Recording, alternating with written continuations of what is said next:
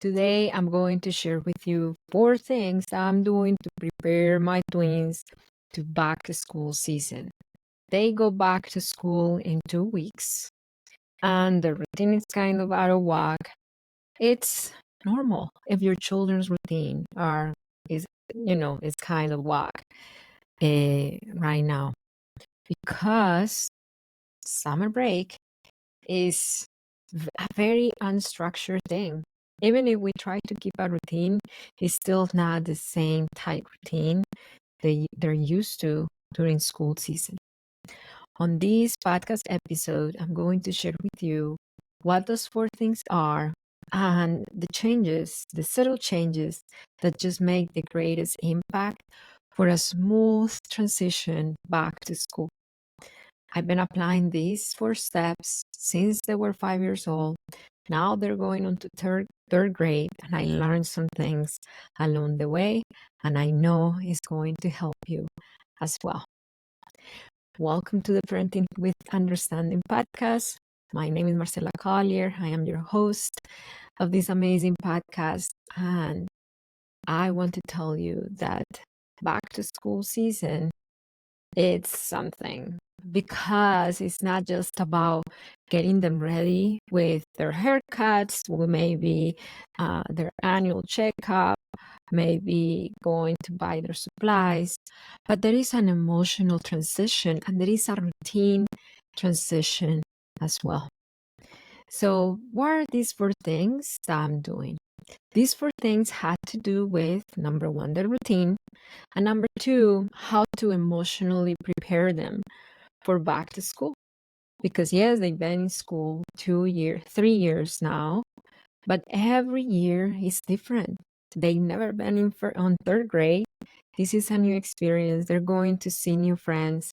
They're going to have a new teacher, and it's going to just be a completely different thing. They're going to experience different things. They're different because they're older. So yeah, it is different, and it is understandable that it could create a level of anxiety and uneasiness and expectation as well. The first thing that I'm doing is relating to their schedules. Because yes, I have to admit that the twins are going to bed later than ever before. I kind of loosened up the rein there. Yes, it is my fault. I should have been a little more tight in there when it comes to their bedtime routine. But hey, let's just watch a little bit more, another episode not episode. Let's watch Despicable Me 2, or me just being relaxed, doing my skincare routine, thinking like they don't have to be on a schedule right now. So they've been going to bed consistently, I would say between 8:30 and 9, which is very late when it comes to school days, school nights. I know that's something that needs to be tied up by the time they get there. So what I'm doing is that I'm gradually starting to move up bedtime and to wake them up early. Today, I woke them up at 6:30 a.m. because usually they wake up at 6 during school days. So it wasn't that I went to their bedroom and I just, shook them or woke them up. I just did things that kind of like let them know, hey, the day started. I opened up the blinds. I started doing things in the kitchen. I started my workout routine. So they heard all that. They heard me opening up the blinds. They heard me starting my fitness music. They heard that, and then they naturally started waking up at 6:30. And my plan is that it continues like that.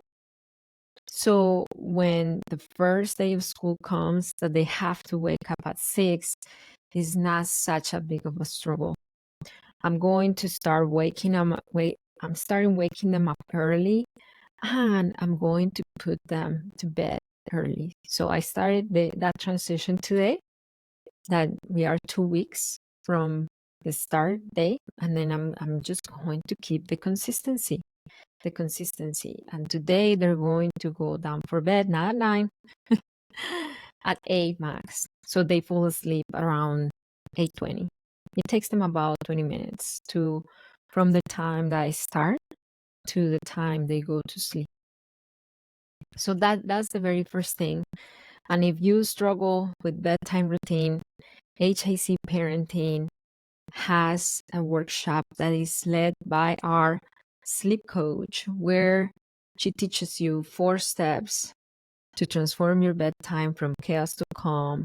If you have like a 2-hour bedtime or a 2.5-hour bedtime and you don't know how to get them back in schedule, you can find it at hicparenting.com. It's there. The second thing is learning activities. If I think about it, all summer we did a version of, of school, not of school, but we had a set time where they were kind of into learning activities. And that's a really good thing to keep. Just in general, during summer break, not everything is just playing outside. In my case, not playing outside, but swimming, because it's too hot here in Phoenix. So not everything is just watching the iPad playing outside, but as well that they can grow in their minds in some way.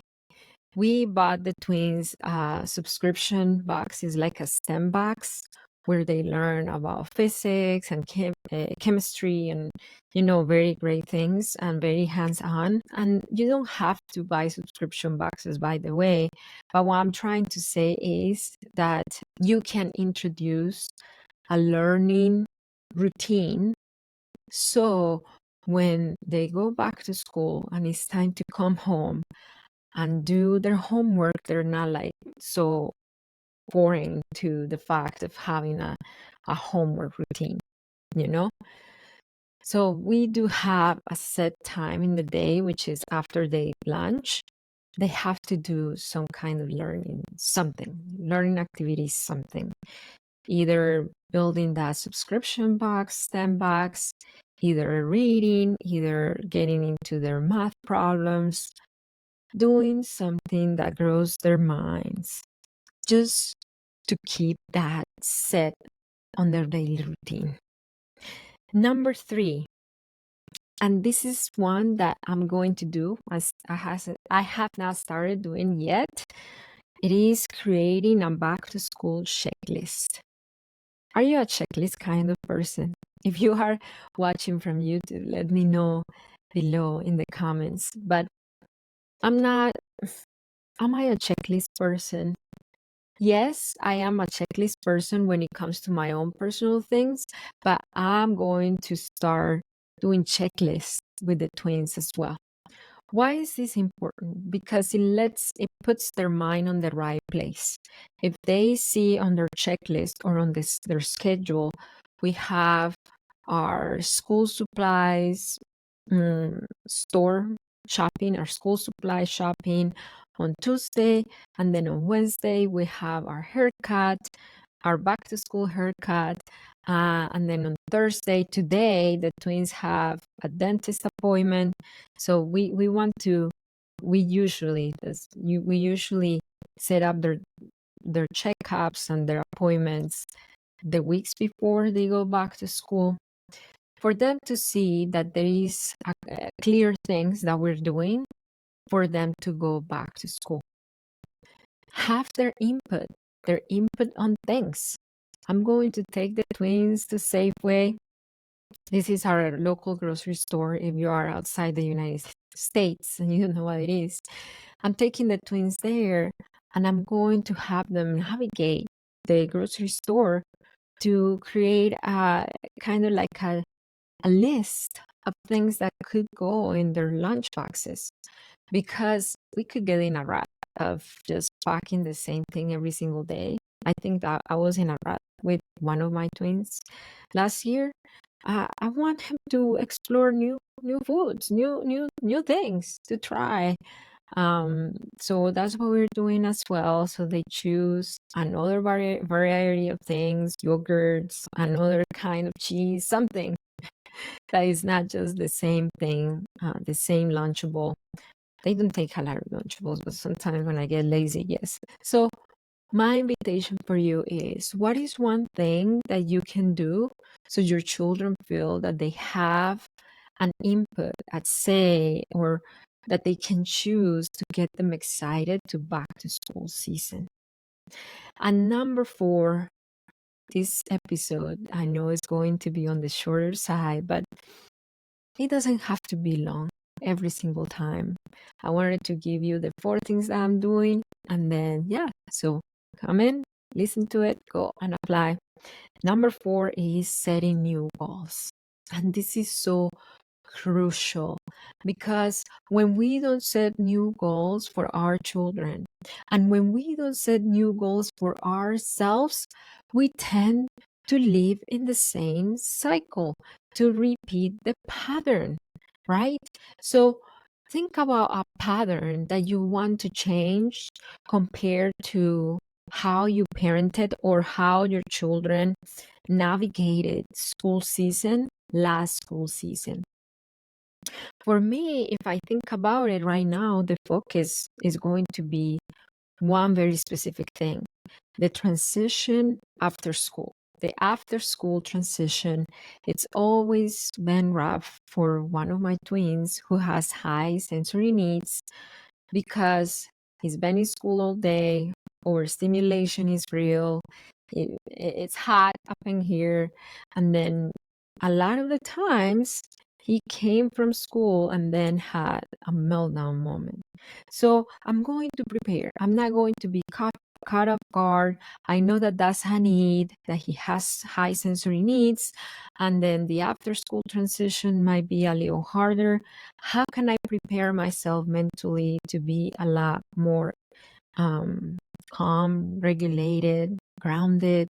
So when he is in that moment, I'm not upset, dysregulated, frustrated, overwhelmed. How can I help him so it's not as bad as meltdowny every single day? I don't know. I made up that word. The same thing as you. What is one thing that you want to break this year? Maybe you're stuck in the cycle of yell and regret. Maybe you might be stuck in the cycle of, I repeat the same thing 100 million times and it does not come across. I feel that my children are walking all over me. I yell, I feel guilty.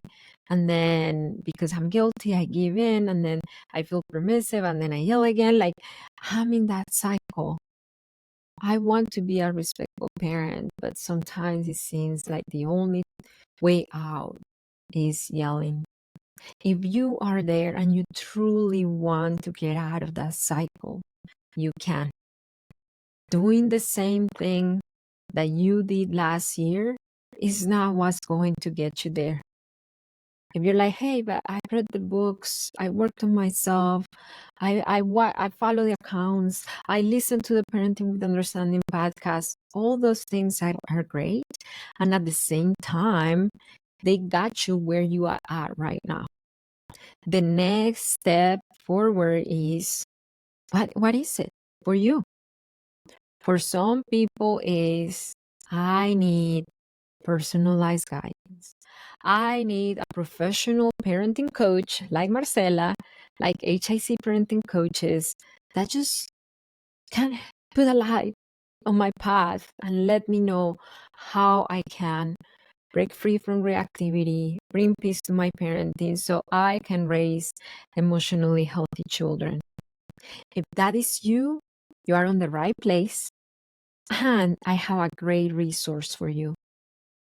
I created a free masterclass. Yes, it is free, and you can access it right now, where I show you the steps, the system, the Parenting with Understanding system that took 477 of the clients that I coach directly, from frustrated, overwhelmed, to feeling a more at peace in their parenting, to feeling that secure, that they have the tools, that they can raise children in a peaceful home.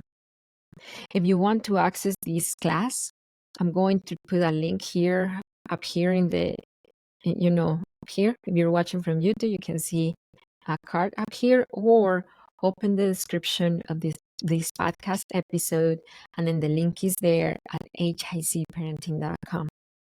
I want to show you the story of Jasmine. She is a mom who applied the system that you are going to learn in our free class, and then she became one of our coaching clients. And this is what she's saying after she embodied parenting with understanding in her family. Being sort of people can see it. So I'm feeling much better now. Wow. Before, how was your interaction with the kids? The little tic-tac noise. That was Jasmine. And that was not long ago. She started seeing transformation the first 2 weeks of applying the parenting with understanding system to break free from reactivity, bring peace to your parenting, and raise emotionally healthy children. So if you want to see a real change in your parenting, and you know that parenting TikToks, free content here, we're not in social media, in our podcast, is an inspiration, but it hasn't given you the transformation that you're looking for, go to hicparenting.com, watch the class, and start transforming your life. So I'm going to set the goal of preparing for the after school craziness with Santi. And this is what I'm going to do, because I know that he struggles so much with after school and his sensory overwhelm. I'm not going to move into any other part of the routine until his nervous system is calm. I know that for me, it's important that there is no mess on the floor, that they hang their backpacks. And you know what? The days that he is kind of okay to hang the backpack, okay.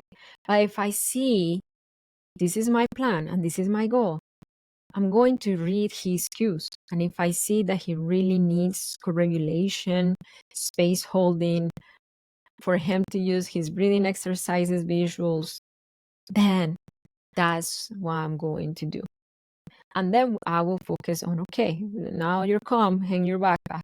And the same with me.